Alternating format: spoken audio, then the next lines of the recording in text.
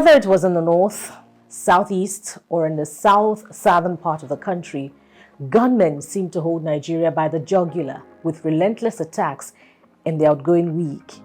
The unchecked and increasing spate of attacks caused Senator Smart Adeyemi in an emotion-laden voice to appeal to government to seek foreign support in the fight against insurgency. The Senate has, as a result, called for massive recruitment into the military and the police. That's our opening subject today on Issues with Jide. And closely related to that, in our second review, Kaduna, one of the states bedeviled by banditry, had to swallow yet another bitter pill on Tuesday when bandits released the video of students they are holding captive. Welcome to the program. I am Bukola Samuel Wemimo.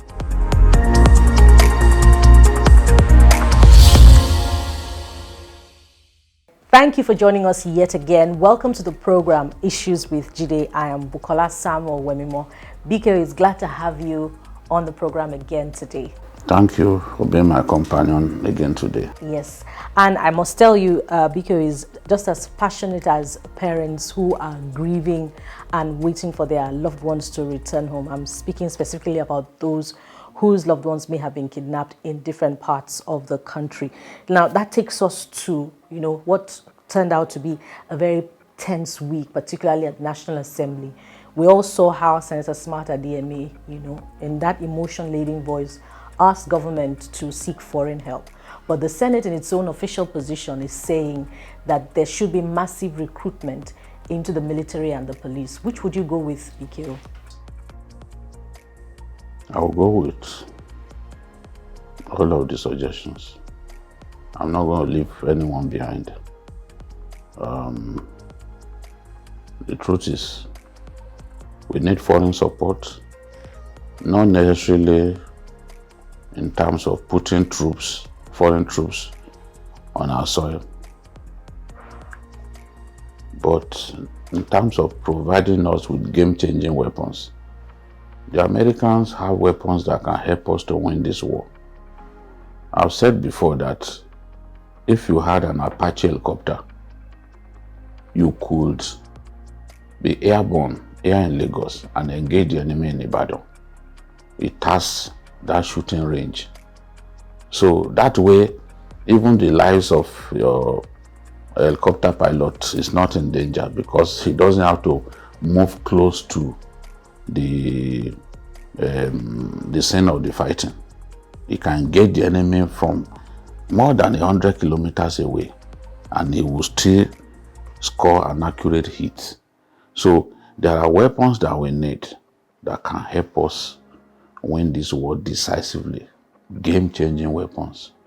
There are helicopter platforms that you can use both for troops insertion as well as a ground attack helicopter. The Americans have Chinook helicopters. Those Chinook helicopters, we tried to buy Chinook helicopters during the time of Goodluck Jonathan. We tried to buy it through a third party, buy from Israel. The Americans vetoed that transaction because they reserve the right, to veto it. If they sell to you, they can tell you, look, if you are going to sell to a third party, we need to know who you are selling to because they wouldn't want it to fall into the hands of their own enemies. Now, that's the way. Weapons, we need weapons to win this war. Senator Smart Adeyemi's position that we need help, I agree totally. Then the Senate wants us to recruit massively into the armed forces. I also agree absolutely that is what we need to do at this time. We do not have enough troops to win the war against Boko Haram. That is very clear. We do not have enough troops to deal with banditry across our country. I've always argued that the police should be able to handle the issue of banditry and leave the army to face Boko Haram. Boko Haram is enough problem for the army. Boko Haram has acquired some capabilities now that they no longer fear the army. They are attacking army bases, even super camps. There's dislodging soldiers from super camps. So, whereas in our country we have the army posted to nearly all the states in the federation, keeping the peace. That's the responsibility of the police. So but it has to be a police that is sufficiently equipped. They will have enough APCs, they will have enough armored vehicles of their own, to deal with this kind of threats. It will also mean that we have to increase the number of policemen that we have. Over the years, we were not recruiting consistently into the police. That has caught up with us now. Irresponsible leadership is manifested in different ways. How could you not recruit into the police for years? Yet, every year, policemen get killed, policemen retire, policemen even get dismissed. We now have a massive shortfall. Right now, we have the number of policemen that we have is in the region of 375,000. That is too low for the population of Nigeria. The UN recommends that you need 450, one policeman to 450 persons. 450 citizens to one policeman. That is the recommendation. That is what the UN recommends. But as things stand, we have in our country, the current ratio is one policeman to 550 citizens. Yes, to 150. Now, what that means is we have to consistently recruit 30,000 policemen every year for the next 5 years meets the target. For us to be able to meet the UN recommended ratio. We are a nation of about 200 million people. We do not have more than 200,000 soldiers. I doubt if we even have up to maybe 160,000 soldiers at this time. These sort of things are difficult to say on a public forum, but we do not have enough soldiers. When you look at a country like Algeria, Algeria is way smaller than Nigeria in terms of population, but it has, when you combine the number of troops at their disposal to the reservists at their disposal, they have more than 700,000. And that's why it's a country that you've got to respect. After Egypt, Algeria is the strongest military nation in Africa. You have to think twice before confronting them. But look at where we are. And so that is the concern, BKO. In a country where government officials are accusing each other of printing money in order to fund the budget, where are the resources to massively recruit and to sustain in terms of wage bill, even if it did that? The Senate has asked the executive to forward to it the financial implications, so that if it needs to make emergency appropriation of funds, then it will go ahead and do it. We are in a situation in which we do not have a choice. Our country is bleeding, as the Minister of Defense said. We are hemorrhaging badly, and if we are not careful, it will consume us as a people. We can't move around freely. Everyone is scared. The people in government, they too know that they cannot move around freely.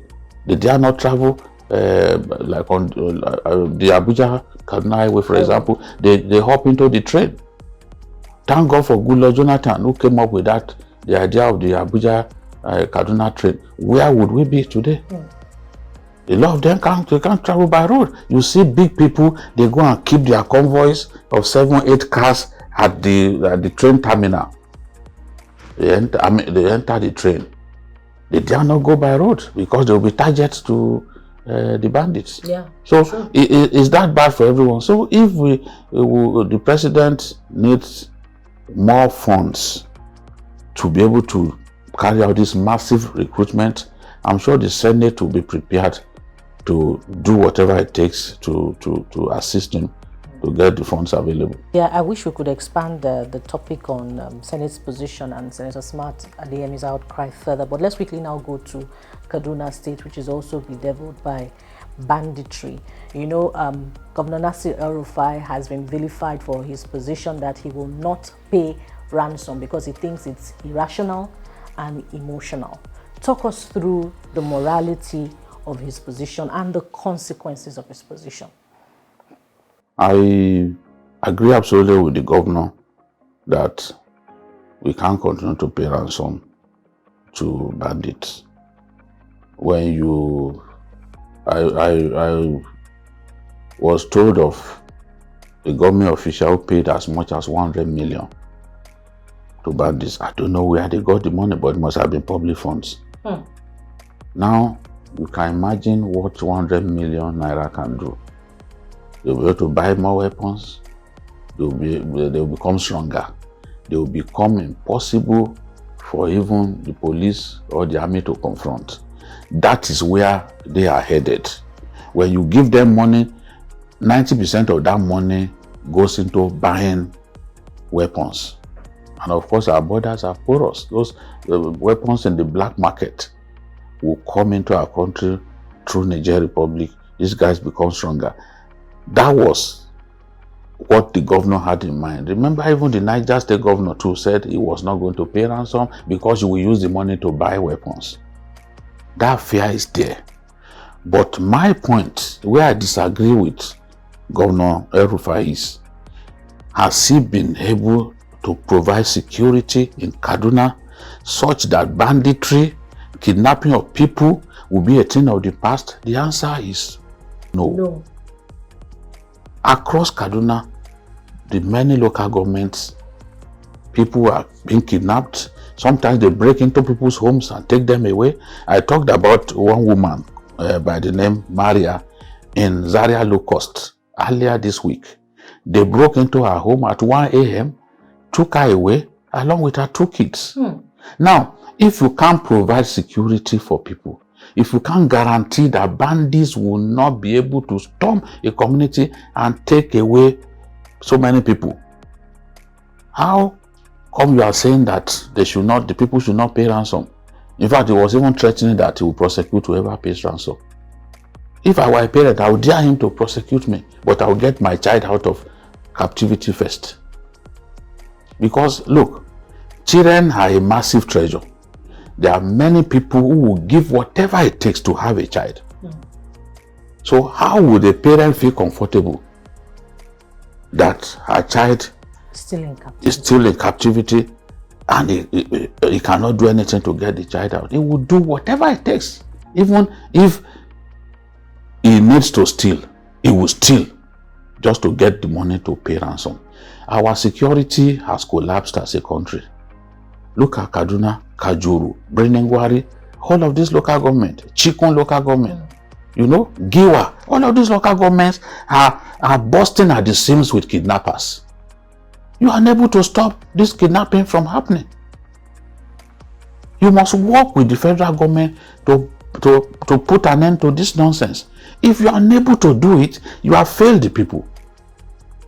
If you are unable to do it, the kidnapping will continue. If you fail to pay, it still won't stop the kidnappers from kidnapping people, because they will then negotiate directly with the parents of the people who have been kidnapped. For example, now, the students of the forestry institute in Kaduna, that federal institution, 10 of them have been freed. And it must have been because those ones paid ransom. Others are still being held, including a woman who is pregnant. And I'm convinced that it wasn't El-Rufai that negotiated their freedom.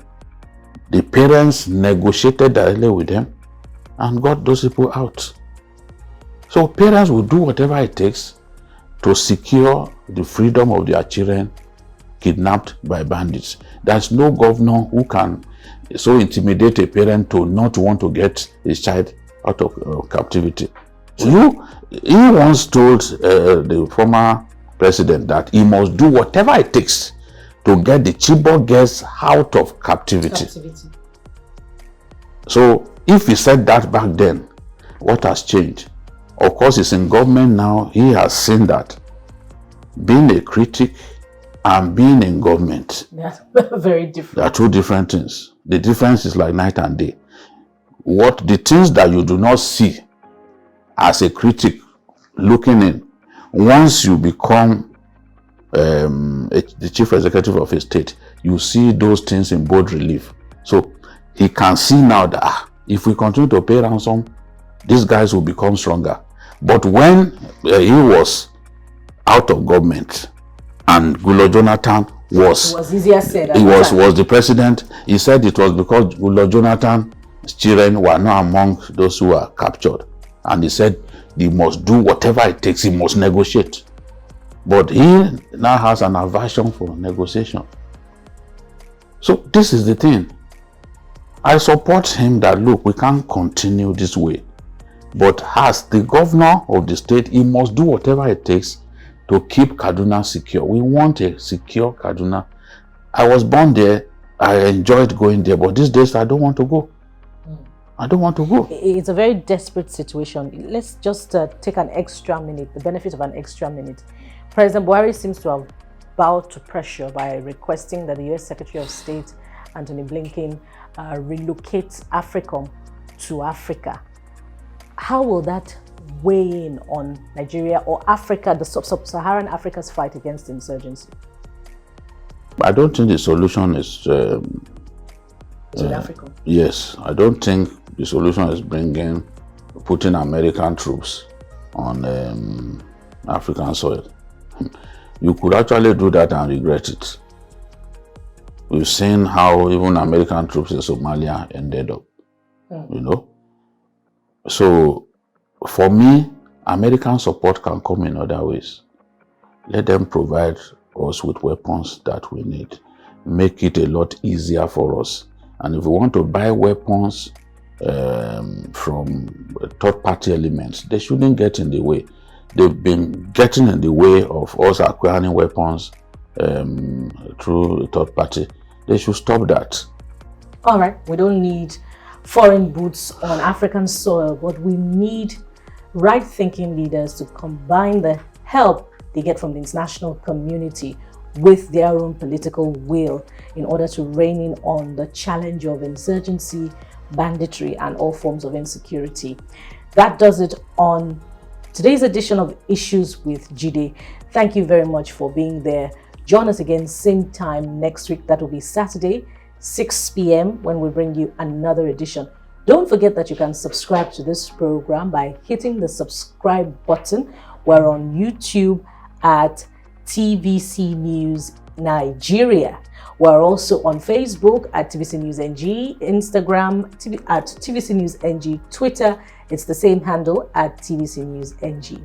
Until we'll come your way again, same time next week. Thank you very much, BKO. Thank you for being my companion again. Yes, I love doing this with you, and we'll be back again same time next week. Bye for now.